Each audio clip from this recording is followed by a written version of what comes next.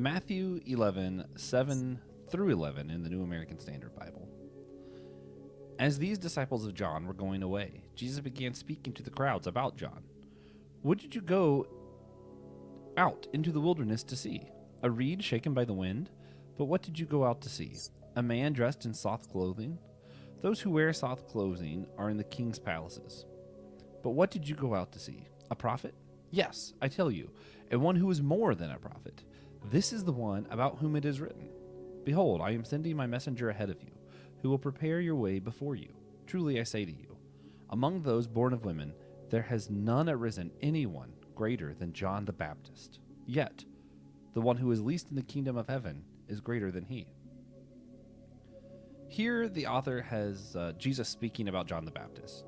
After Jesus had just assured a group of John's followers that Jesus is the Christ. He said, I am the Christ. John was kind of questioning it. He had some doubts. He needed some reassurance. Jesus was like, put his doubts to ease. But then Jesus went on to make some really great claims about John and stated that the least in the kingdom is greater than he. James McGrath, what do you think Jesus meant here? And what is the kingdom of heaven?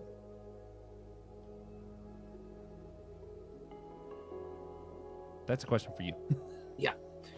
Just want to make sure that there's going to be some kind of intro or something that I did pause for it. And yeah. So let me back up even just before that passage that you read, because you mentioned the possibility that John had doubts and that his question from prison reflected those doubts. And that's one possible way of understanding John's question, but it's something that results out of the way that the Gospel of Matthew in particular has added to and edited its source material, right? In the Gospel of Mark, which is our earliest gospel, Jesus goes to John to be baptized and is baptized by him, and we don't get that moment of recognition, right, that we get in the Gospel of Matthew, where John the Baptist says, I need to be baptized by you and you come to me, right? And so it's because Matthew has added that this question from prison then seems like he's faltered in his recognition, right? But in actual fact, right, without that framing, that earlier recognition that Matthew has introduced, I don't think we'd understand it that way, right? And so I think it's possible that it's less an expression of doubt and more a question of the timing, and also maybe even an invitation to step into that role, because Jesus is continuing to do the kinds of things that John did, is not yet enacting judgment. Prophets, when they predicted anything, but often when they predicted judgment was coming or something like that, doesn't mean they were eager for it to happen, right? And so if it's happening in a short time frame, that also could make John think, wait, doesn't the people get more time? Isn't this, And so I think there are a much wider array of possible ways of understanding the question than as an expression of doubt. So then Jesus has this response and lists some things, makes reference to a passage in Isaiah and echoes it, and drops out one detail. And this also a lot of interpreters think might be significant. Mentions, the blind seeing, those who are unable to walk being able to walk, drops out any reference to prisoners being set free. And so it's also been suggested that this is essentially a sort of a coded message between John and Jesus. It's like, hey, are you the one who's going to come, who's going to set the prisoners free? Hint, hint, wink, wink, nudge, nudge, know what I mean? And Jesus is like, yeah, I'm the one, and getting you out of prison is not going to happen. Right? And so that's an interesting possible way of understanding that as well. And so then when we get to this statement of Jesus about John, right, he's more than a prophet.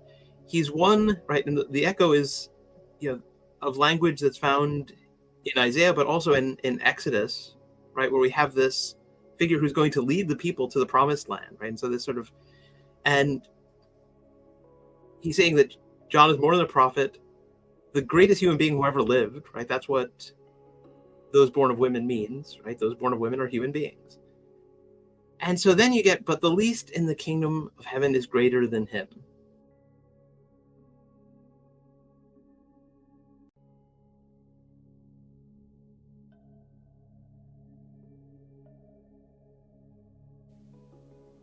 John, I think you might have froze. Yeah, I saw that. Okay, there So, you yeah, that's what I paused. So I find it hard to believe that I find it hard to believe that Jesus gave John the best compliment ever and then immediately took it away. And so I Yeah. think the least in the kingdom of heaven either has to be referring to, when the kingdom fully dawns, the least in it will be greater then than John is now, or saying something like, those who get to see the kingdom dawn have a privilege that John doesn't, right? John ends up being executed and so misses out on seeing the things that are going to happen. And so it'd be a bit like, and I say this in my book, be a bit like saying, Moses was the greatest prophet who ever lived, and yet the least of those who entered the promised land is greater than him, right? It's not downplaying Moses so much as saying, and even so, as great as Moses was, there are things that you have the chance to experience that Moses missed out on. So I think that this is a really important passage in terms of understanding sort of Jesus' view of John and the relationship between the two. Oh, man. And I'm sure we're going to get more into that soon. It's a good teaser.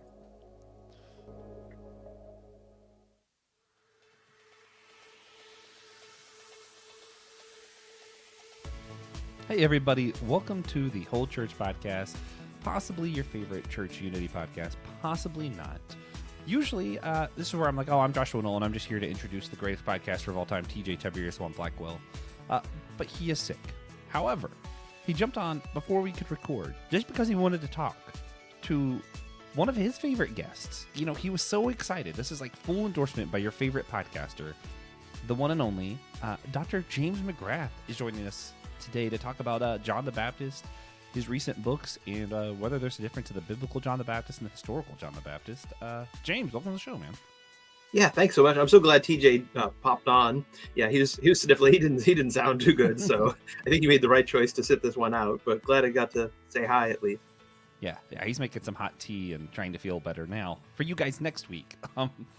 But yeah, James, we know through connections with Theology Beer Camp. Had a lot of fun there. He wrote a Lord of the Rings song for part of a liturgy this year. We had a lot of fun with. I've actually spoke to you one other time on a different podcast, and we talked about Doctor Who. For Systematic Geekology. So people want to go over to the YouTube and check that out. We had a lot of fun with that too. So can put this on display here as well to make sure we get. Yes. John the Baptist next to the TARDIS is. Yeah. In fact, put TARDIS next to John the Baptist, and that's like today's. That's all they need to know. Oh man, so really excited to get into this. I have to try and remember TJ's parts here. So guys, make sure you check out the other shows that are part of the Anazal Podcast Network. I mentioned Systematic Geekology. Some Joyful Noises has some stuff going on this month. My Seminary Life and Kung Fu Pizza Party with Brandon Knight's also a good one this month. He's got some fun stuff going on over there. So check out some of the other shows. Link in the show notes for the network website. Also, if you don't feel like doing the subscription thing, at the beginning of the episode, we're like, oh, hey, you can subscribe and support us on Patreon or, whatever. You can also do a one-time donation at Captivate. If you just don't feel like doing the subscription thing but want to support the show, you can do it there. That link, I think, is also in the show notes. I should know because I write the show notes, but I never remember what's down there. I just don't. But with that, James, I like to start every show off with the holy sacrament of perfect unity through silliness, because you can't be divided when you're as silly as I like to be. And today was specially chosen for our guest. Today's silly question: which doctor from Doctor Who would you bring with you to Middle Earth if you could? I can answer first, give you a little bit of time to think about it. Okay. I wouldn't bring my favorite doctors. Like I'm thinking of David Tennant, Capaldi, and the second Doctor, whose name's forgetting me right now. But those are probably my favorite. But I feel like they're a little too serious. And Middle Earth is already serious. I might actually bring Tom Baker. I feel like that would be fun. Yeah. Or Pete Davidson. You get one of those sillier doctors. I can see Pete Davidson actually with the celery in his pocket. We're just walking around Middle Earth, checking out some hobbits. James, what about you? Which doctor? What are you doing in Middle Earth even? Right. I mean, part of me wants to say Sylvester McCoy just because it's like, yeah, he's already there, just in disguise. Yeah. But but that seems like you just can't do that one, right? Because it's too close. So part of me wants to say Patrick Troughton. Go back to the really early days, just because he. Yeah, that's who I was thinking of. That's my second one. The second Doctor. I love him. He's so good. Then again, we could have if there's going to be some first we have to figure out, is this like a parallel dimension, or is this like actually earlier in Earth's history? What is this? How is he getting there? And all kinds of stuff. And then figure out who are the companions going to be? Is this going to be a multi-Doctor episode? Where we could really I know I don't want Rose Tyler. I know that. I like Rose, but nah. I don't want that kind of drama. Middle Earth doesn't need that. Different parallel universe. Yeah. Oh, man. Good stuff, though. Good stuff. So you're going Patrick Troutman, and questions up on which companions we're bringing with us. But we definitely know K9's coming. We know that could be interesting. All right. Well, with all that said, we can get out of the silly part, even though I think we could do a whole episode on that because it's a fun idea. I could. We have some of the normal whole church stuff that we like to do. And one is like we've learned that it really helps people with Christian unity to kind of hear one another's story. A lot of times we jump to labeling one another and, this means you believe this, and we kind of like do the whole division, tribalism thing. But hearing one another's story kind of takes down some of those walls, I think. So would you mind sharing with us some about your faith journey and just kind of like how you get to where you are now in the Christian walk, I guess? Sure. I'm trying to use less churchnese, but I don't know how to say that otherwise. Say it again. I was trying to use less churchnese, but I was like, I don't know how to say that otherwise. So it's what it is. So, I don't think you didn't use the word testimony, right? So there you go. Yeah, I did avoid that. So I think you're fine, right? Okay, good. You are asking about church, and so slight churchiness in the way the question is worded is probably acceptable. So I grew up in the Catholic Church, and in my teens went into this sort of seeker phase, was trying to figure out what I believe, wasn't sure, believed in God, was not sure beyond that exactly what that would mean, was wondering, what's real, what's not, and got invited to a concert at a friend's church. It was a Pentecostal church, and it was really the music that kind of spoke to me. I had already encountered some, contemporary Christian music. I don't think we were actually using that label at that point, and just had heard some people singing about their faith, their relationship with God, things like that, in a way that sounded real, much more real than anything I had experienced, and sounded like what I was looking for. And this was a local college radio station, had like an hour of Christian music, I think on a Sunday night or something like that. And I used to just flip through stations trying to discover new music, all this kind of, very into music at that point. So I was still very into music, but at that point, that was what really connected with me. I think this story might have unfolded very differently had it not been for music's importance in my life. So anyway, at the concert, the same thing, people singing, about surrender to God and other things in a way that sounded very authentic and personal. And so, the next morning, I just sort of cried out to God, had a lot of confusion, as people often do in their teenage years, and just said, my way of living is not working. I don't know what your way is, but whatever it is, I want to try it, and felt this sense of peace come over me. And so for those who need the churchy labels, it is essentially a classic born again experience.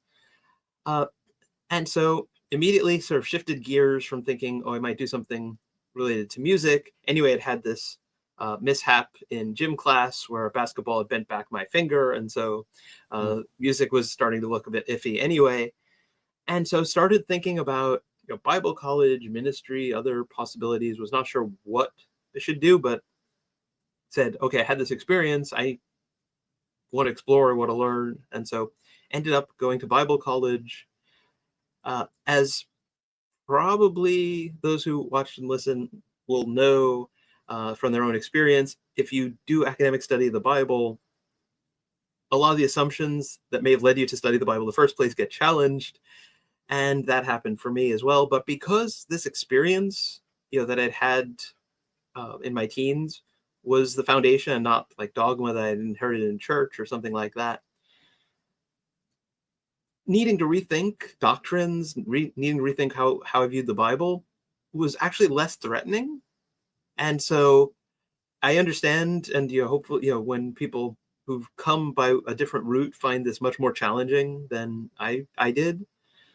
But at any rate, while I was at Bible college, also met the woman who is now my wife. When we were both students, she was very persuasive that actually I'm probably better at teaching than preaching or other types of stuff. And that led to me getting a PhD, going and teaching in Romania for a few years.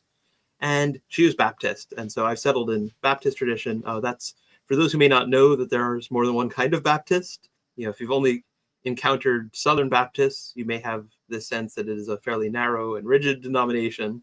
But I've settled in the American Baptist churches, and so much broader denomination. Okay, nice. Yeah, I've just realized earlier, because I've become familiar with you. We've talked a few different times. I don't think I mentioned you are you have the chair of New Testament language and literature at Butler University. Is that right? I think you froze.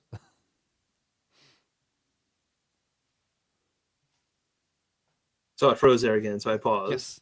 Yeah. You're good. So yes, I'm the Clarence L. Goodwin Chair in New Testament Language and Literature at Butler University. I'm also the chair of the Department of Philosophy and Religion. And I'm also involved in my church, both involved in music and also teach Sunday school class. And so nice. Those are some things about me that might be useful for for people to know. I should have mentioned some of that earlier, but I was like, hey, we can work it in later, no problem. Get into it, yeah. No, but oh man, the language and literature stuff is some of the most fascinating stuff, and I'm sure we're going to get more to that when we talk about John the Baptist. But you mentioned as part of your, I won't say testimony, some of the music is kind of like what really shaped some of that story. Are there any specific songs that you remember that really like clicked with you?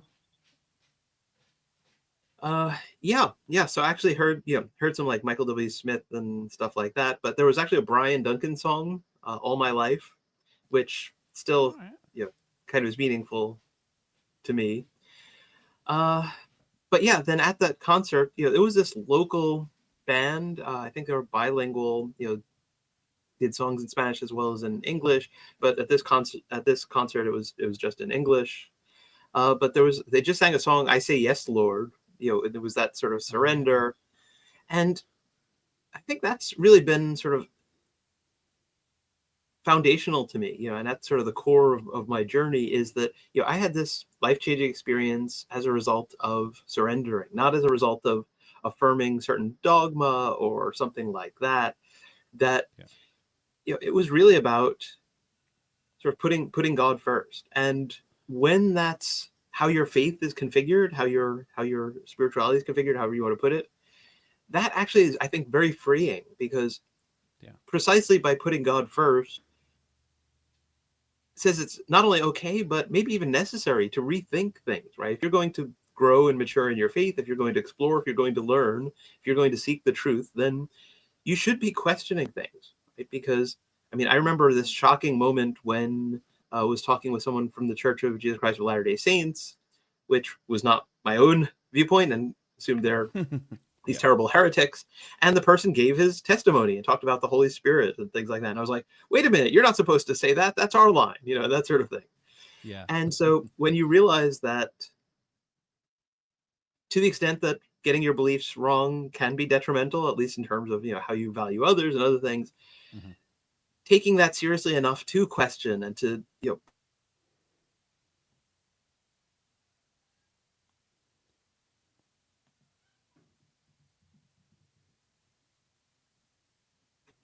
it's so striking to me that what a lot of people mean when they say faith is actually, it sounds a lot more like doubt, right? It's clinging, like, without questioning, without letting anything into your, to challenge your beliefs.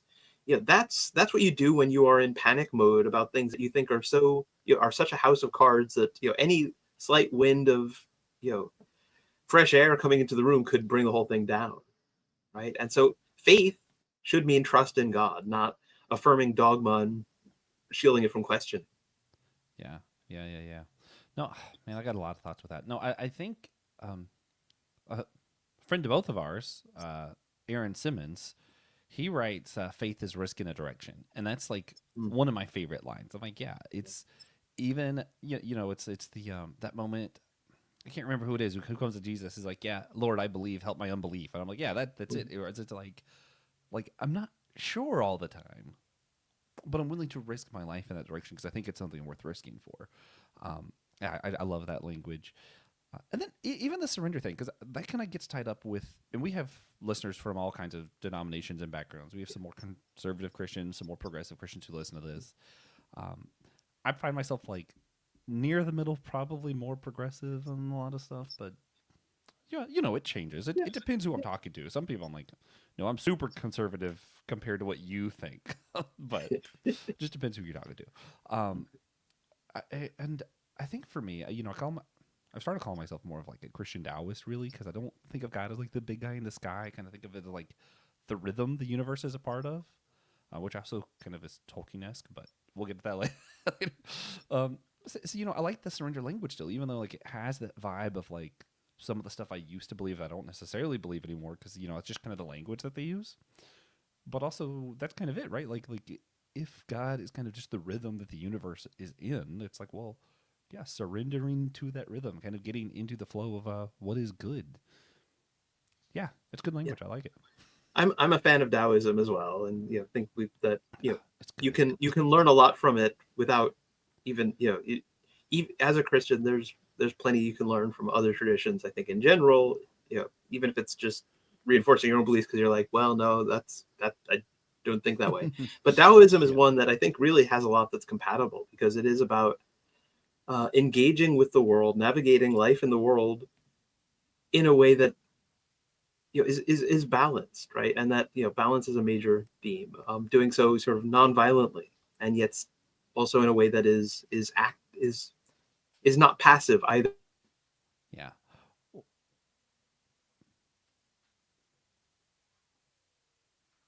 Water can wear away a stone, right? It's powerful, and we often don't think about it until we get it in large quantities. So yeah, big Yeah. fan of Taoism, and you mentioned it, and so I was like, yes. Oh yeah. Well, I mean, even it's like Tolkien, and a lot of Christians especially, but in America, kind of we get like siloed off, and we think only certain kinds of Christianity exist. But even Tolkien believed everything was created good. That was like his own biggest problem with his own work was the orcs, because he's like, no, he genuinely believes everything was created good, and if you believe that, then that kind of Taoist model makes a lot of sense. Of like, well, if everything is created good, the most good I can be is the most me that I am. Like really discovering who I truly am if I was created good and leaning into that. Yeah, but that's that's for our Taoist podcast. We don't have that yet, Yeah. but one day. Well, if you ever decide to do that, you can I'll happily be a guest, and we can talk more Perfect. about it.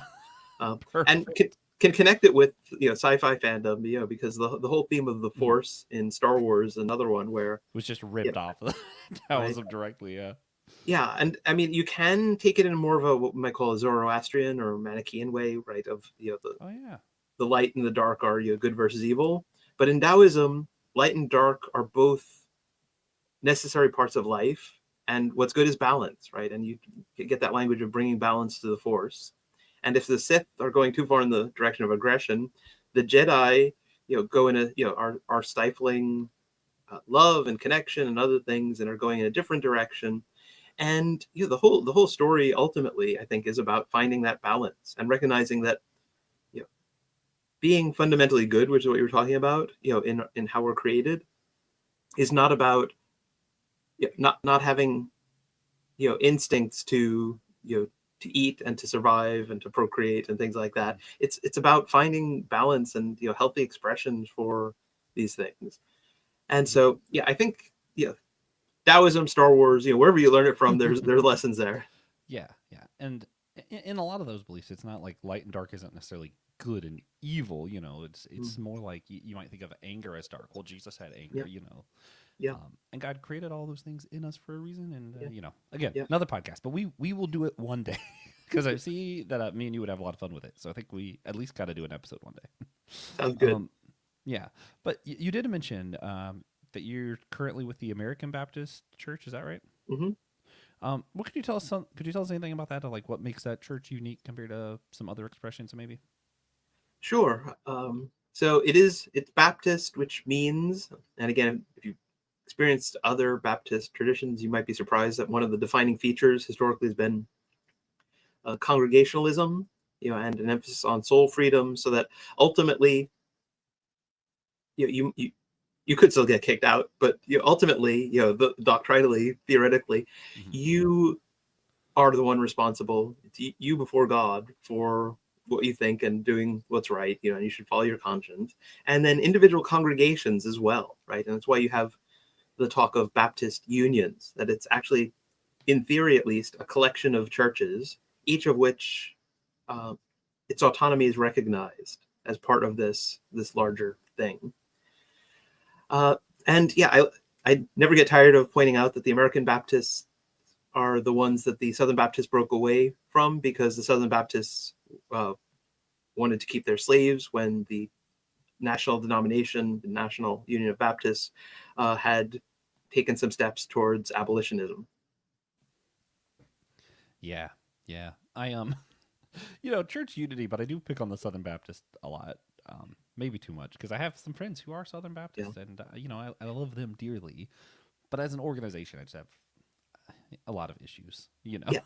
And I think it's important to note the history behind that. That not just what I mentioned, but also even so, it was moving more moderate and had moved in a sort of a more balanced Oh yeah, direction. they were And all then for there was abortion at first. yeah, and there was essentially a coup, right? They made a concerted effort, the conservatives did, to take over the seminaries and to shift the denomination in the direction that it now leans, right? Which includes using the same approach to the Bible that was used to justify keeping people enslaved, now to justify excluding women from ministry, for instance. And so Yeah, I think that there's something there, not to pick on the denomination, but certainly to note that there's a history of interpreting the Bible a certain way in order to justify something that members of that denomination would now recognize as abhorrent, namely enslavement of others. And even though they would say they've changed their mind about what they did using that approach to the Bible, they're still using that approach to the Bible in relation to other issues. And I think that's important to note. yeah, yeah. No, for sure. And I I'm a weird breed of human. Sometimes I listen to stuff that I know will make me angry because it fuels me to still care. Um, I don't think Yeah. Nager's always bad. So I regularly listening to Al Mohler's morning show. Not every day because I can't handle it that often, but every now and then. And not too long ago, whenever the United Methodist Church finally voted to be affirming of same-sex marriage, he almost exactly his words were, "This is what happens. You start by letting women do ministry, and then you start affirming gay." I'm like that is the most slippery slope argument I've ever heard. I was like, what is happening? But that's their institutions right now. And I was on another podcast. This might be a little divisive, but when I say Christian unity and I talk about church unity, to me the first thing is that we are Christian, because we can't be united if we don't agree what that means. And I think you can pretty clearly say some things aren't Christian. Excluding people is not a Christian thing to do. Supporting a rapist for president is not a Christian thing to do. So I'm like, some things just aren't Christian. So we're talking about Christian unity. Let's start with what's Christian, and then worry about the the being united thing. Um, and that's where I struggle. I have a lot of people who are in Southern Baptist that I think genuinely are Christian. And I love them, Mhm. but then like as an organization, you're talking about the autonomy thing with your church that I actually think is a really good thing. I like it. But what the Southern Baptists have done in the last few years is they use that excuse to not get rid of ministers who have been abusing women, then turned around and what are you talking about autonomy? No women ministers ever. Like so autonomy here when it's something that you want to not look at, Yeah. but it's something you don't like. All of a sudden, no autonomy. Yeah, it's like the claim to be taking the Bible literally. When it's inconvenient, it goes out the window. Right? Yeah. So Yeah. Yeah. Whenever you point out the Bible doesn't agree with itself here, then it's all of a sudden not literal. Interesting. But we won't harp on that too much. What we will do, though, one last thing before we get into John the Baptist, this is kind of a fun game that we do. It's our speed round. It helps people kind of get to know you better and what some of your beliefs are. So the rules are: I ask you a series of questions. You have to answer in one sentence or less, and I cannot ask any follow-ups, which is why TJ usually does this part, because I'm really bad at not asking follow-ups. All right, you think you're ready for it? no, but let's start anyway. Same. All right, here we go. Number 1. Who or what is God? God is the ultimate reality, that which is most transcendent, that which has always existed and encompasses everything else. Right, okay. Which atonement theory do you most closely hold to? None. What Which I will add is not a follow-up, but which doesn't mean that I don't have ideas about atonement, but I'm not sure there's a label that could be stuck on my thinking. Yeah. That's hard not to ask follow-ups to, but here we are.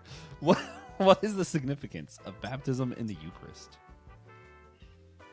As a Baptist, I will say that baptism is a way of indicating one's decision, but it means different things for different denominations. I certainly respect that, and I'm not sure that the modern Baptist understanding is, for instance, what Paul thought. He seemed to think that it generally mediated something more mystical, and I think of the Lord's Supper as something that, the way it's practiced now, is really mostly focused on the death of Jesus. But I think that the ancient church practice, which I would love to see more of us incorporating into our communities, had more of a connection with Jesus' practice of table fellowship across boundaries and things like that. And so I think that the gathering for a meal, right, was much more central in the early church, and that hanging out and eating together, right? I mean, maybe that is a Baptist thing, right? The potluck is the real where it's at. Yeah. Oh, man. Okay. What authority does Scripture have? Scripture connects us with foundational moments and with the past of our tradition, and so it does not provide definitive answers in the sense that we can never argue with it. It embodies a conversation where we sometimes see the authors of Scripture disagreeing with one another, and we see developments over time. And so it invites us into a conversation. We need to still be conversing with it and engaging with it if we want to claim to be part of the tradition that those Scriptures represent, but not in a way that stifles the need to explore new avenues and express our faith in new ways in the present. I can almost see you like visualizing that sentence. You're like making sure this is just one sentence still, but I'm gonna get everything in. You talk to a professor and they're gonna be like adding this nuance. I can make a long sentence, yeah. Yeah, right. That's why I was like, I can say there was a semicolon after none, right, with the atonement thing, and then I was envisioning it. I was like, that was good. That was a well written verbal sentence. What authority does tradition have? Much the same, in the sense that it's harder to notice, right? When something is in a text, we see it as words on the page. When it's tradition, it's there all around us and we may not notice it, but ultimately it's part of our heritage, and there's no reason to simply throw it out just because it's tradition. But it's also good to re-examine it and to challenge it from time to time. Yeah. I'll change up a little bit. What's your take on a glossolalia being practiced in the church today? Having come through a Pentecostal church, I think it's fascinating, and I do not have strong views on the subject one way or another. I have not tried to persuade the Baptists in my community to engage in this practice, but it's clearly something that can be an authentic and meaningful part of one's spiritual life and practice. Yeah, I like that. Can God change? Yes. All right. That was the period. What do you love about the Bible? It is just so fascinating and so engaging, and it's not a problem to be solved, right? Which is what it often is for fundamentalist religious believers and fundamentalist atheists. But when you realize what these texts were doing within the context of their own time, when you realize that there's structure, there's creativity, there's vibrant imagery, there's humor, there's just so much to love. There are stories that I love that include Jonah, the book of Job, things in the Gospels. I'm not sorry that I have chosen a career path that has me talking about the Bible, thinking about the Bible, reading about the Bible, writing about the Bible pretty much every day. Yeah. Oh, man, good stuff. Run-on sentence. What do you love about the church? At its best, it's a community where we can be authentic and honest and yet be held accountable to our stated goals and values, and can uplift and encourage one another, can challenge one another, and we need that. Yeah. All right, last one.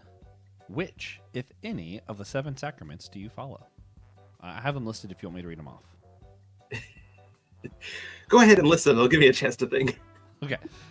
Baptism, Eucharist, confirmation, penance, anointing of the sick, marriage, and holy orders. I probably would have forgotten the last one if you hadn't reminded me. Church history is less of a field that I've gotten into, and Baptists are not so big on those other than the Eucharist and baptism. Mm-hmm. And so those are the ones that I'm connected with denominationally. Being married, I also have a connection with one of the other ones. And so maybe we'll leave the list at those 3. Yeah, it's fair. Yeah. We don't despise the others, but no, not at all. That was a follow-up, though. Oh, yeah. Well, now the speed round's over. Oh, man. So you mentioned during the speed round, and then earlier we're talking about like some of the fundamental stuff, and you talked about the conservative coup that kind of took over the Southern Baptist Church, and I just want to do a quick little side notes on some of the stuff of how that Genesis story way early on was not interpreted literally. Like, you go back to Augustine and it's like, yeah, there's no way that would literally happen in Genesis 1 and 2. Like, it wasn't like evolution came along and we were like, now we got to do something with this. We've always had to do something with that text. And the fundamentalist like documents in America, like back before Southern Baptists were a thing, included one writer who was a creation evolutionist. So we're like, how much is like some of the stuff you're like, I don't know about that. Yeah. The fundamentals, right? There was that publication that gave fundamentalism its name, right? And it was a much more intellectually engaged movement, right? Connected with like Princeton Seminary at that point and things like that. But young Earth creationism, like the age of the Earth, that kind of stuff was not one of the fundamentals then, right? And so this is a very recent thing to focus on that. And one thing I love pointing out is that for the ancient Christians wrestling with Genesis 1 in particular, they argued that it can't be literal, not because they were trying to squeeze in, other scientific things, although that did happen at times in the history of theology, but because they said creation in 7 days, taking it literally, demeans God, who doesn't need 7 days to create, right? God can create instantaneously. And so this has to be a picture for us, right? And so it's fascinating how through a very different line of reasoning, they reached the same point, right? And so people will say that young Earth creationism is the historic view of the church. And I mean, that's not true even factually, but to the extent that there were people who assumed that the Earth was young, it was an assumption, right? It was not a point of dogma. And that's the problem with a lot of today's selective literalism, is that it's rejecting something that the church has always done, that we see biblical authors doing, which is saying that sometimes as our knowledge of the natural world changes and develops, as a new cosmology comes into the picture, we need to change and update our language. When Paul talks about the third heaven, right, and you get these multiple layers of the heavens, that's the worldview of, that was in force in that time, right? The Greeks pioneered, where you get the multiple spheres around the earth with the multiple planetary, right? And so it's still geocentric, right? But you don't get that in the Hebrew Bible or Old Testament. And so across the pages of scripture, we can see them updating in light of what people are thinking, and yet expressing their faith in the context of the cosmology, the view of the universe, the view of the world that they had in that time. They're not trying to say, well, because I'm a follower of Jesus, therefore I can tell you secrets about physics that nobody else in our time knows, or something like that. Yeah. See, I just have so much fun talking with James. We haven't even got to like his book yet. We're so far into this. But no, if you want more on the cosmology stuff, Ilia Dilio writes a lot about that, and she's just fantastic. Absolutely worth reading. Last note is just kind of like what we're getting at really just kind of boils down to the church's stance on abortion right now was not always the church's stance on abortion. The way we interpret Genesis, that was not always the way we interpreted Genesis. The list goes on. The stuff with like women not being pastors, that's also fairly new. Like early church had women ministers. So it's kind of like, you got to, when you say you're a traditionalist, a lot of times you really mean that you believe a lot of stuff that came up in the last few decades and you're really holding to it for some reason. But for that one guy out there who's like, wait a minute, Augustine did believe in a young earth. He did. But he got there because he interpreted the Bible figuratively, because he was like, there's no way that these genealogies are right, because then the earth would be way older than it is. He was just wrong. It happens. But yeah, so there we are. We got that out of the way. You've written 2 books on John the Baptist. So you've written Christmaker, A Life of John the Baptist, and then more recently you wrote John of History, Baptist of Faith, The Quest for the Historical Baptizer, which sounds like an epic Star Wars type of movie that someone needs to make. What has drawn you to study this character of John the Baptist so closely? Like, what allured you to him specifically? Yeah, I think John the Baptist has been on my radar for a while. Those of us who do a lot of writing, anything, whether it's music, whether it's academic publications, anything, people who preach lots of sermons, you do enough of it and you forget how you got started along a particular path or when you got interested in a particular topic. But my doctoral work, right, back at very early on in my academic career, was about the Gospel of John and how Jesus is depicted in it. And although I didn't focus on it at that time, had a brief mention sort of in the final chapter about the fact that another topic that one could talk about in the Gospel of John's portrait of Jesus is how Jesus relates to John the Baptist. By learning about the history of academic study of the Gospel of John, I learned about a group called the Mandaeans, and they are essentially followers of John the Baptist, and they're still around today. And it was suggested that they might have some connection with the historical John the Baptist by a different route than Christianity, and so might be useful. And that was a widely held view, and then became a view that nobody held. And so I found my way back to being interested in their texts, teaching about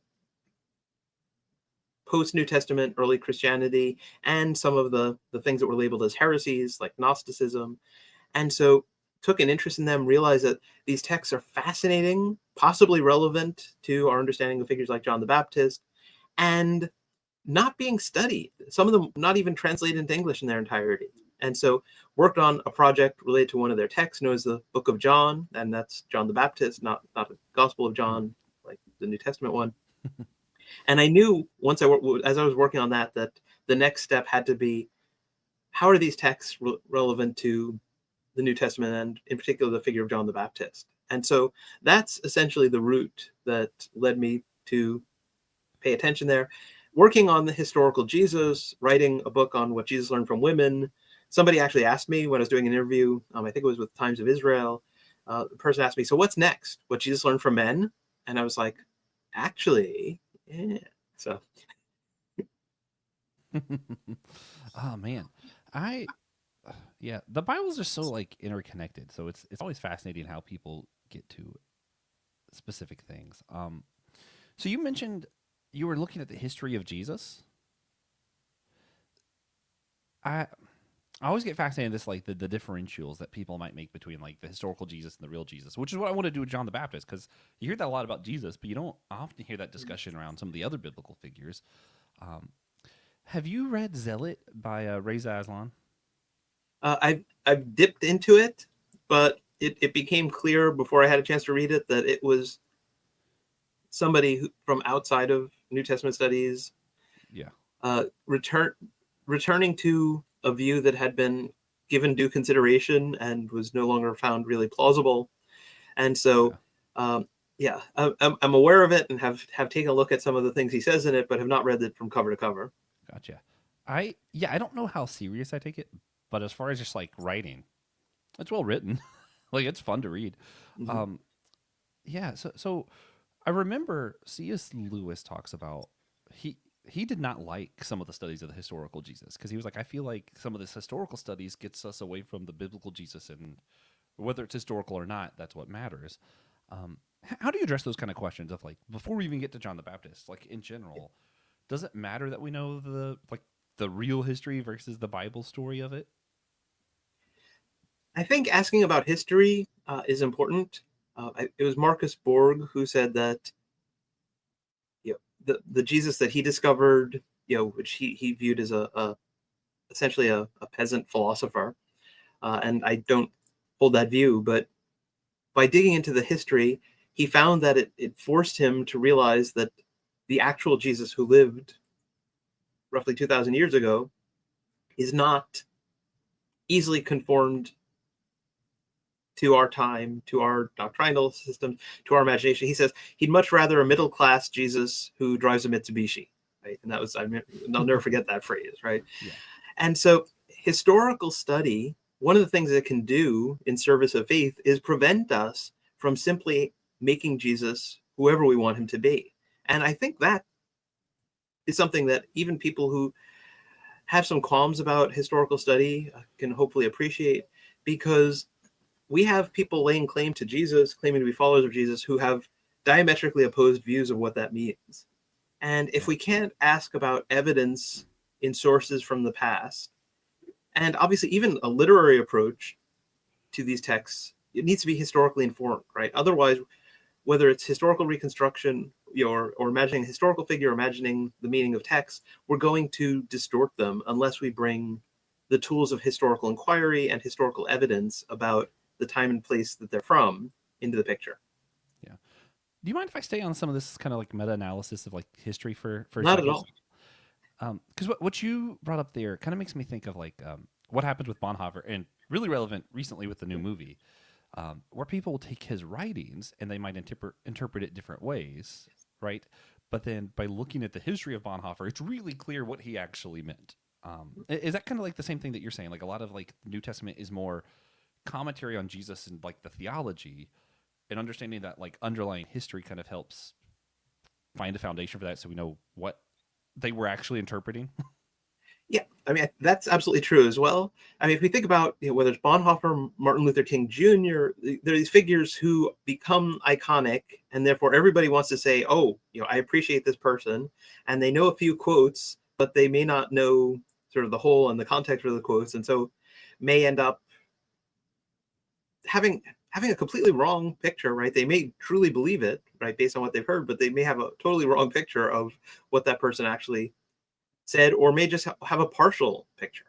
And so asking, what's the trajectory that goes from John the Baptist through Jesus to Paul and the Gospels and later Christian theology, to the extent that we're trying to figure out how to express faith in a meaningful way in the present, looking at and understanding the process, and not just the results of the process, understanding the history behind and not just the stories within these texts, can play an important role. That can, at the very least, be helpful, if not indeed being essential. Yeah, yeah, no. I like that. That makes sense to me. I was just trying to like reword it for myself so I can Yeah, like wrap my mind yeah, around what we're talking about. yeah. No, that was a great Um, analogy. I had I had another thing that again, this is just kind of more that meta level of like history versus Bible kind of stuff. Um, Richard Friedman, do you know any Mhm. of his work? Yeah, he when he's writing about Exodus, one of the things that he made a statement of that I found really interesting is that he finds it kind of problematic how we do some of this like history research stuff because he thinks a lot of times what scholars will do is they'll ignore the Bible and say, well, this is history and this is all that matters. But he says if it happened the other way around and we had all this archaeological evidence and stuff, then we found the Bible, we would absolutely use that to interpret what this evidence is. Mhm. Do you think do you see any of that in like scholarship where like maybe sometimes we ignore the Bible and if we had found it later, we wouldn't have? Yeah, yeah. I mean, I think that yeah, there's an important place for historical investigation, and pe- any archaeologist will tell you, any historian will tell you that when you have artifacts, you have structures dug out of the ground without texts to make sense of them and tell us, and provide context and interpretation, it's hard to make sense of it. It's hard to know what's going on there, right? So having both is important, and asking, how much does this text like reinterpret what happened in light of later things, is also crucially important. But there's no obviousness to saying, well, we should just look at what the archaeology says and only look at texts in a secondary way, Mhm. or to say we should only look at the texts and should try and resist anything, any interpretation of archaeological evidence that doesn't fit those texts. Most historians, I think, would be trying to find the balance, recognizing the texts are always written later, and so archaeology sometimes gives us stuff from the actual time that can and should shape and sometimes reconfigure our understanding. But texts should not be ignored ever. Mhm. But I think also, one of the things you were hinting at is that the texts provide us a story, right? And whether you think the Bonhoeffer movie, whether you think that Reza Aslan's Zealot Mhm. tells the story accurately, uh, reading it, watching the movie, taking it on its own terms, understanding it as story so that you understand, what is this person doing? Why is this happening now? Why is this book or movie being made now? Uh, we can do the same thing with the Gospels and say, okay, going to set aside for now the question of, do they start out in Bethlehem and then end up in Nazareth, or do they start out in Nazareth and then what's the, can we fit these two stories together in Matthew and Luke, and just say, okay, what's the story Matthew's trying to tell here? What's the story Luke is trying to tell here? And appreciate it as such. And so I think there's an important place for that should not be neglected. And the fact that I do a lot of work on history rather than on sort of literary approaches, hopefully doesn't keep me from doing that as a reader of the biblical texts. Yeah, yeah. But while we're on it, Merry Christmas, everybody! And would you agree that Jesus was almost definitely not born in Bethlehem? I mean, that's very hard to say, but Okay, what I will say is that he's known as Jesus of Nazareth, which would naturally mean that he was born in Nazareth, that's what my right? thinking is. Yeah, Yeah. I mean, Saul of Tarsus, right? Apparently grew up in Jerusalem and was educated there, and he was known as Saul of Tarsus, right? And so, Mhm. uh, but what we can say quite clearly is that we have two infancy stories that, despite the pageants that smush them together, really don't fit neatly together. And so, Yeah, in one of my books, I encourage readers to trace the geographical movements, do it on a map and see what happens. yeah. Another place where that literalism might not work. But anyway, we need to talk about John the Baptist. It's just I get stuck on anything, and like I'm talking to James, I'm like I could just talk about pretty much anything. We could just go forever. Um, but we both have lives, it turns out. So, John the Baptist, baptizer of history. That's your more recent book. It just released in October. What, like specifically, what was the inspiration behind digging into the historical stuff more with John the Baptist? Because Yeah. I know you kind of already did a little bit in your other book, but you decided that wasn't enough. Yeah, so the two books, Christmaker is a biography of John the Baptist. And I wrote them both simultaneously. It was an intentional effort to offer a general audience accessible big picture life of John is complementary to the big academic book, because oftentimes an academic study, a collection of deep dives into questions about the historical Jesus, doesn't tell you how you fit these things together into a picture of his life, right? And so I want to do the same with John the Baptist and offer the big picture and also offer the kind of detailed, in-depth studies that academics want. And if an academic reads Christmaker, they're going to be like, okay, but what's the, how does he deal with, what's the evidence, those kinds of things. Yeah. And so John of History, Baptist of Faith, some people will get the allusion in that, right? There was this longstanding expression and distinction made in New Testament study between the Jesus of history and the Christ of faith. Yeah. And so, I was echoing that, saying John of History, Baptist of Faith. And that book is about the use of Mandaean sources, right? Can we do that? Should we do that? Was Jesus a disciple of John the Baptist? How does baptism get invented? And what was its significance? And what were aspects of the ritual and the practice? Things to do with prayers attributed to John the Baptist. And so it's the big book is a series of in-depth, detailed studies of some key topics. And it makes some, I think, genuinely innovative suggestions, right? We get this movement known as Gnosticism popping up in some sections of early Christianity, but also in some forms that are not Christian. And so it looks like it happens in the circles around John. And I try to offer a plausible historical reconstruction of how that might have happened. And so I've said more than once that if I'm bound to be wrong about stuff, but if I'm right about any one of these things, then the book was worth writing because it'll make a useful contribution to our understanding. Yeah. And Jesus clearly thought he was important from the verse we read earlier. Yeah. So if he thinks he's important, and you're going to say you're a Christian, he's probably important. Yeah. Man, I just have so much here. So you mentioned some of the big questions, prayers to John the Baptist. Where did baptism start? There was the other one that I really wanted an answer to that you said first. My brain's blanking. Was Jesus a disciple of John's? Yes. Is that the one? Yeah. Are you going to answer any of those for us, or are you going to make us read the book? Or both? If I were wise, I'd probably make you read the book. But there's a lot more to it than a short answer, right? I mean, when you did the speed round, right, there's so much more that could be said about any of those topics. Man. Yeah. But it does seem that, historically speaking, Jesus joined John's movement, right? How we have reference to disciples of John the Baptist, right? And Jesus seems to be, right, when we put the Gospel of John bring the Gospel of John into the picture, Jesus is connected with that group there, right? Mm-hmm. And when Jesus, according to the other Gospels, goes into Galilee, shows up in Galilee and starts calling people to follow him, it's after John is imprisoned. And it's the same people in a lot of cases that we meet in John's Gospel as part of John's movement.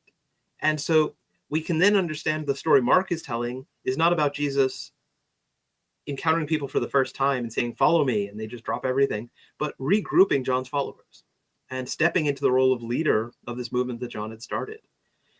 And if we think about discipleship, following someone, John talked about the coming one as one who comes after him, right, which is the language of discipleship. And so saying that stronger one will emerge from among my followers. And so I think that viewing the relationship in those terms actually does help us make sense of the relationship as we see it in the pages of Scripture. Yeah. I mean, that's good stuff. And I know everybody needs to see your book, and I can't just keep asking about John the Baptist, because then, yeah. And I just want to point out, we did some more yin yang in here. I don't know if people noticed. We still hid some Taoism in here of like, yeah, you need the history and the text. You got that push and pull there. You got the John the Baptist and Jesus kind of, which a lot more could be said about all that. But when we're talking about like history and the story, one of the things that stood out to me recently, ironically, it was on an episode of Systematic Ecology. We were reviewing a Poison Ivy comic. It was me and Josh Patterson, another mutual friend. And Josh Patterson brought up how comics can do like what Paul Tillich talks about with symbols. and how sometimes our religious symbols today seem to be failing us. And I think the story of Jesus is one of those where, like, for me, it's still powerful. It's a good symbol. But sometimes because of what people have associated the meaning to, it means something other than what the story actually is, right? Which I think history might be able to maybe restore some of these symbols. Um, but I kind of just want to get your take on that. Like how does this idea of like Paultillich symbol? It's not just something that's like representing something. A symbol participates in that which it points to, right? So it's different than a sign. Um, how do you think all of this, like the difference of history and the biblical story, like how does that, play a part in this idea of like symbolism and whether or not these religious symbols are still worth anything today?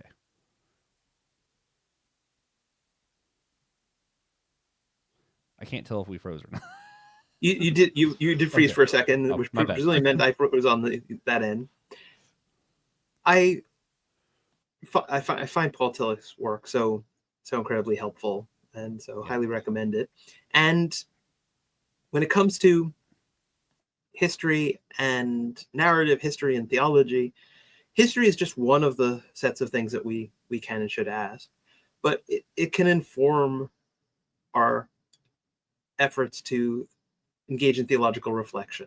And when we think about John the Baptist, Jesus, the relationship between them, what historical study can do is remind us that there were people who encountered John and Jesus and did not find them persuasive, right? That Yeah. they were encountering real human beings who were not walking around like with a glowing halo and walking an inch above the ground and whatever else, and that was the starting point. Right? And sometimes doctrines about Jesus have been formulated that whenever the conviction that God is encountered in and through the life of Christ is in tension with his historical human life, the humanity is downplayed or tossed aside, right?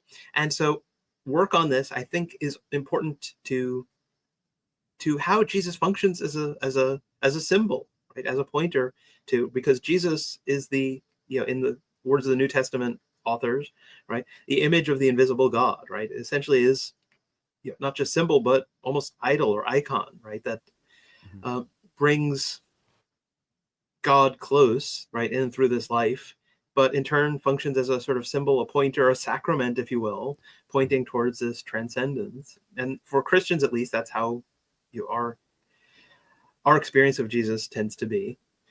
And yet, if we lose the anchor of the historical Jesus, then there's a real possibility that the symbol becomes emptied of that which got it started and gave it meaning initially, so that Jesus then becomes a blank banner, right? That just about any club, just about any movement can use Mhm. for diverse purposes, and sometimes purposes that are antithetical to the teaching of the historical Jesus. And Oh so yeah. that's one of the ways I think that history can play a useful role, as we engage in sort of symbolic theological reflection. Yeah. Which, gets to the unity part of all this is like if we have that history, we can better know what it is we're saying we're united around. Mm-hmm. Um, and we're getting near the end. But I think of when we're talking about Paul Tillich still, he talks about how part of the courage to be is to see that everything is connected, right? Like I can't exist on my own. Like even just like physically, my cells are made up of other things, and I'm not physically made of the same things I was like a few years ago, even. So he talks about how part of the courage to be is just kind of understanding who you are in light of your relationships, because I'm not me without my relationship to you or TJ or everybody else.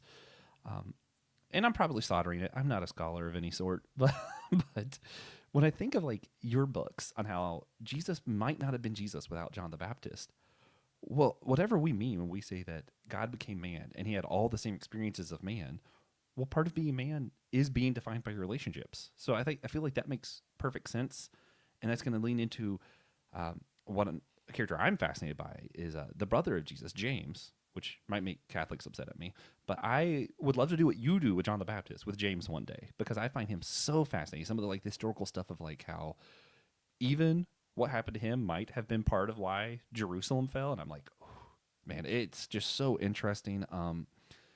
If I did want to do what you do, but with James, how do we do what you do? Like you know what I mean? Like if Yeah. a layperson's listening and they want to do like a deep dive on history of somebody, but they can't like travel the world to do archaeology and they don't have like access to like a big college, how do we do this kind of historical study that you do?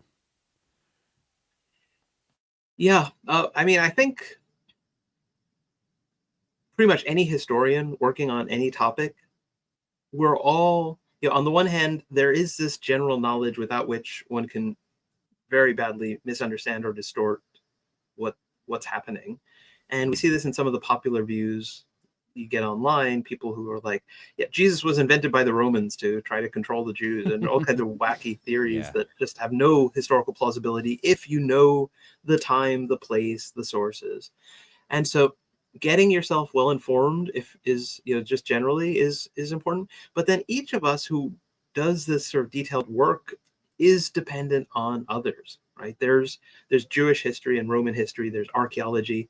I have never taken the spade and dug things out myself that I have then written about, right? Whether I have written some things that Yeah. talk about archaeological evidence, but I was not the one who unearthed it. And so each of us is dependent on others. And so one thing I love about scholarship is that it actually at its best is not unlike what church can and should be, where we're all seeking the truth and we're each individually responsible to make up our own minds, but we're not independent in doing so.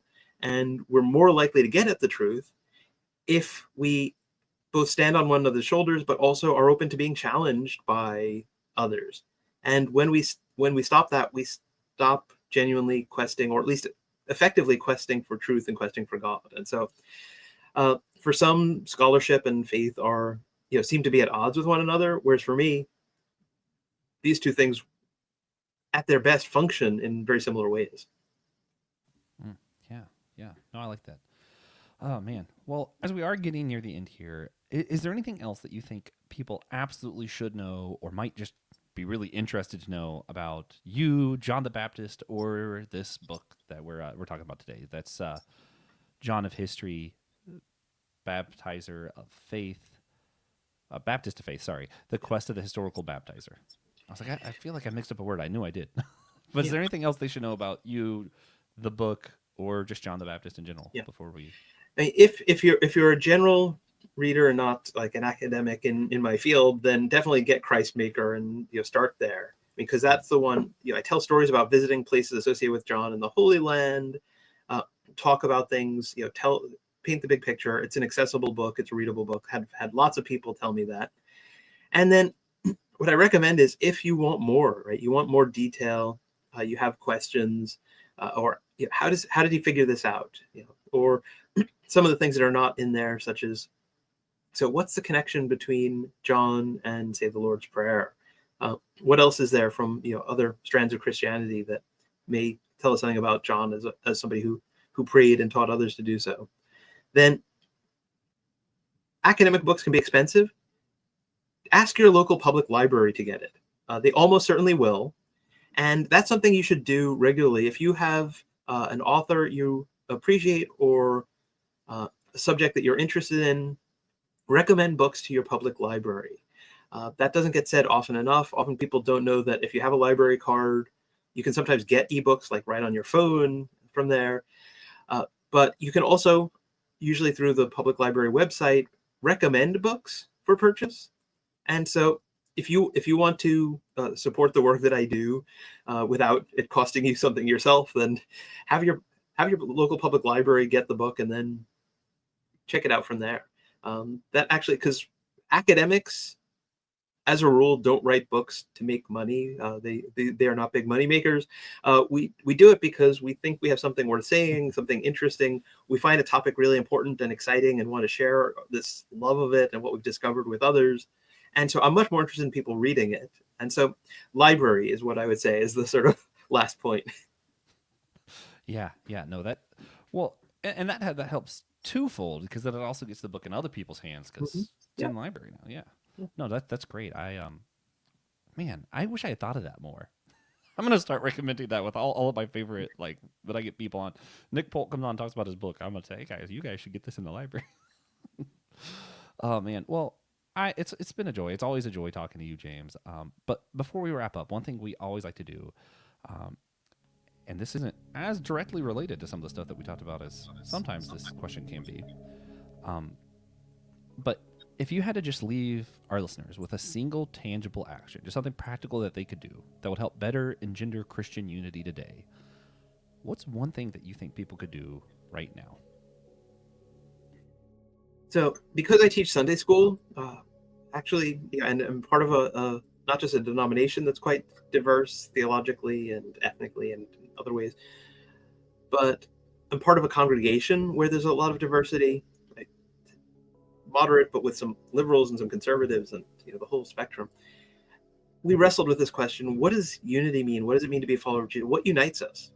And it was in that context that I thought about the fact that there are two approaches to unity. One is to sort of police the boundaries and try and draw the borders of you versus everyone else very strictly, and the other is to have a shared focus. And we realize that that's the kind of unity that we have and that we're striving for. That each of us, the one thing we can all say we share in common in my church is that we are seeking to follow Jesus. We're seeking God, and that may lead us in slightly different directions at times. And we respect one another and care about one another enough to both allow that you might be headed in a different direction, and I shouldn't just say, well, you should be kicked out because you're moving a different direction than I am. I must be right and you must be wrong. But also care enough about one another, respect one another enough to have that conversation and say, yeah, so why do you think that way? Because I think about this way. And so having a unity that is defined by the center towards which we're working and around which we're focused, rather than by boundary definition, is, I think, a much healthier model and a more authentically Christian one, because then it keeps the effort to follow Jesus, being a disciple of Jesus, at the center of it all. Man, that might be my favorite answer this ever. I don't usually like to elaborate, but I think this is helpful.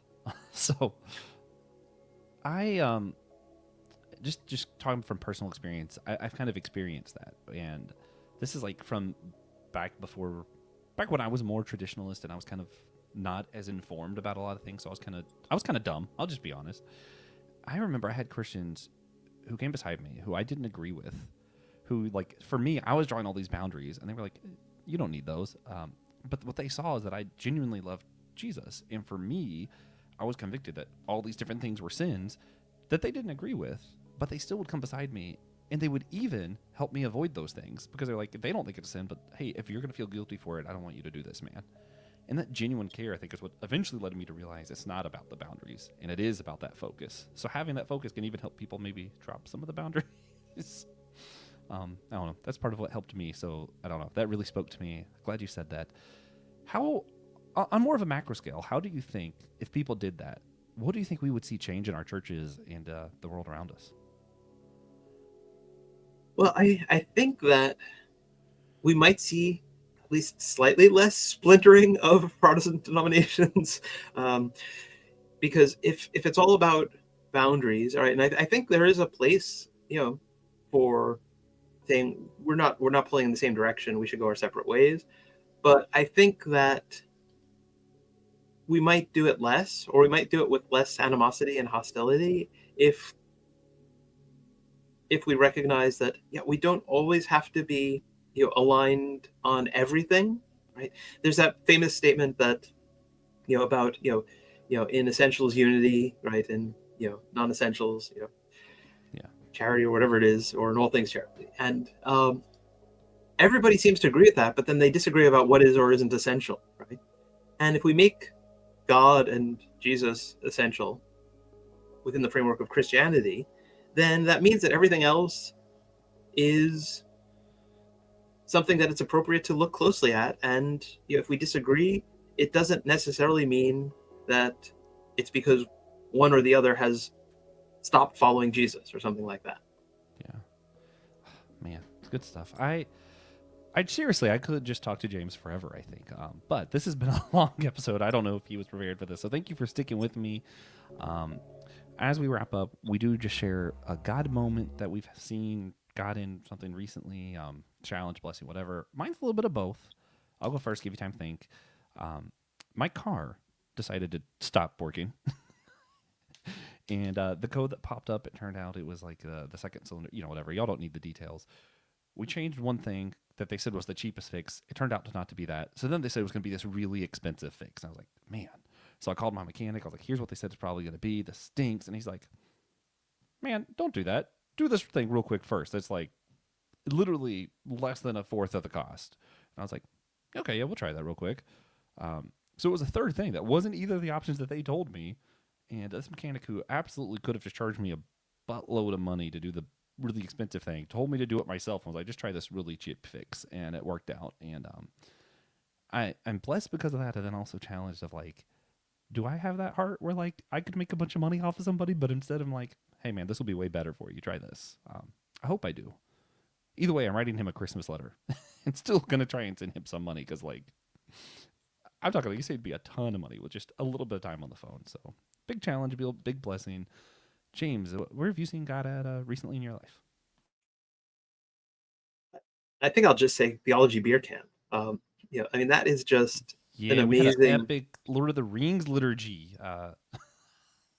Yeah, I mean that was great, and being able to bring my son into this thing. But the truth is that it's a place that is genuinely there's a unity about it, right? Connected with the search for God, seeking to know God and to deepen our experience of God, following Jesus, and it's precisely that kind of thing that it sounds so frivolous, right? Especially when you see some of the advertising materials and stuff like that. And yet the two times, I've only been twice, but each time it's been this profoundly, authentically Christian, spiritually deep experience for me. And so I think it's a wonderful example of the fact that, as your podcast also indicates, silliness and seriousness are not antithetical, right? When you can't appreciate a certain level of silliness about something, you're probably not taking it seriously. You're probably either afraid of it or something else, right? If it's genuinely become sort of the heart of who you are, and you're seeking to be humble, as we see John the Baptist and Jesus being, then being a bit silly and even self-deprecating has its place. Oh yeah. C.S. Lewis, when he talks about sex, he says we take it too seriously, and then he does like an asterisk. He's like, or maybe with the wrong kind of seriousness. So I think that's probably applicable in a lot of different places. And I've shared here before. There was a shooting at my house right after Theology Beer Camp this year, and then right after that was the election, and it was just so interesting. Which group of Christians, which was mostly from Theology Beer Camp, who immediately were there for me in my time of need, which ones weren't, and then also how that directly overlaid to which ones were upset about stuff I said about the election or not. It's kind of like, I kind of feel like I know which ones have the more of the heart of Christ here. It's not the ones that are super serious. So yeah, no, I like that. I love Theology Beer Camp and all you guys that I've met through it. It's just been great getting to know everybody. But we are wrapping up now. Thank you so much, James. Thank you so much, listeners, for sticking with us. I know we went a little bit long, but I love talking to James, and these were just fun, good topics to go over. So we hope you did enjoy it. If you did, consider sharing it with a friend, enemy, or cousin. I don't usually do the wrap up, so I'm struggling here. Bear with me. Again, you do that one-time donation if you don't feel like subscribing. Captivate makes it really easy to just give us like $3 or something if you just want to support the show. Every little bit helps because we're poor. Also, check out the other shows on the Zal Podcast Network. I mentioned before Kung Fu Pizza Party, Christian Ashley. We talked about him a lot. He's my favorite Southern Baptist. We talked about Southern Baptist a lot today. I have a few that I really love. Christian's one of them, and he does the podcast Let Nothing Move You. And he does do a more literalist interpretation of the Bible, but he's not a jerk about it. So maybe check that out. And if you want a more progressive interpretation of the Bible, we also have the Bible After Hours as part of our network with a foul-mouthed preacher. And that's also a fun one. So, yeah, we hope you enjoyed it. We hope you enjoy some of those other shows. Next week, we're going to be joined once more by Dr. Tom Ord, also from Theology Boot Camp, to discuss some of our differences of opinions around using the language of mystery of God. So Hopefully TJ is there with us then, because me and Dr. Orty things a little bit differently, and I think TJ would be a good moderator. After that, we're going to be joined by Father Jonathan Resmini once more with Nick Polk as well, and we're going to be discussing some of the different ideas people have around original sin. Father Jonathan is an Orthodox, so they've never really had to deal with original sin, and Nick and I grew up with it and kind of think that it's dumb. But we're also trying to get Professor Chris Moreland, who is a Catholic, so we'll get hopefully a little bit of variety of views there. After that, Eric Nevins, the founder of the Christian Podcasters Association, is going to be joining us again to discuss the state of podcasts, or specifically Christian podcasts, in 2024. Finally, at the end of season 1, Francis Chan will be on. He doesn't know that, though, so someone has to tell him. I don't know how long season 1 will last, probably forever. But Francis, we're waiting for you. If Francis Chan passes before the show goes on, we're just going to wait for his ghost.